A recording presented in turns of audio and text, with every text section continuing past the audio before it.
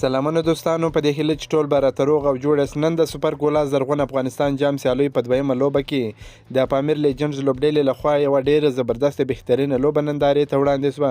د پامیر لیجنډز لوبډلې لپاره ځوانان لوبغاړي ډېر ښه وځلېدل. محمد طاهر عادل، بهیرشاه محبوب، ریاض حسن هغه لوبغاړي دي چې د افغانستان راتلونکي ستوري دي. ریاض حسن په کورنیو سیالیو کې ډېر ښه ځلېدلی دی. په نړیوالو 500 ورځو لوبو کې هم یوازې په 3 لوبو کې ګډون کړی دی چې یوه 500 هم لري.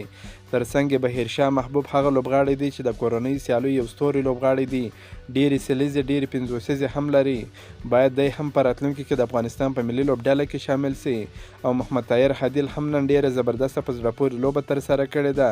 په دې هیله چې دغه ځوانان لوبغاړي د افغانستان ملي لوبډلې ته راولي، په دې باندې کار وشي، د راتلونکي لپاره یو ډېر ښه لوبغاړي د دوی څخه جوړ سي. د ځوانو لوبغاړو ترڅنګ بیا نن ګلبدین نایب او ظاهر خان پکتین هم ډېر ښه ځلېدلي دي. دواړو ډېرې ښې لوبې نندارې ته وړاندې کړي دي.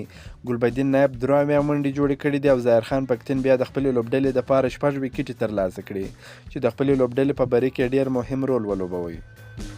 د دې لوبې پچه د پامیر لوبډلې وګټل. لومړی توپخانه غوره کړه. یا د لوبډلې که څه هم ښه پیل وانخیستی، په لومړیو 10 اورونو کې خپل 3 لوبغاړي له لاسه ورکړي وه، خو ګلبدین نایب، ریاض حسن، بهیرشاه محبوب او محمد طاهر عادل نیمې سلیزې جوړې کړې. په ټاکل شوو 40 اورونو کې 314 منډې هدف وټاکي.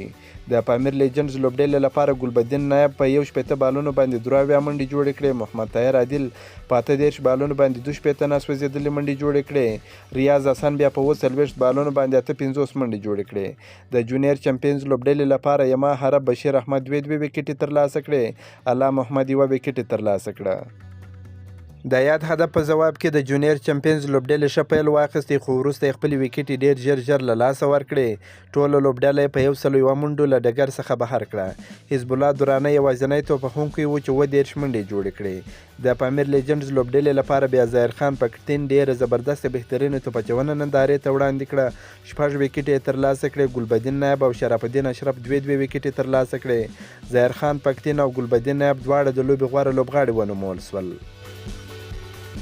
د یادونې وړ ده چې د یادو سیالیو په ترڅ کې به د راتلونکي سه شنبې په ورځ د پامیر لیجنډز او هندوکش سټرایکرز لوبډلو ترمنځ لوبه ترسره سي.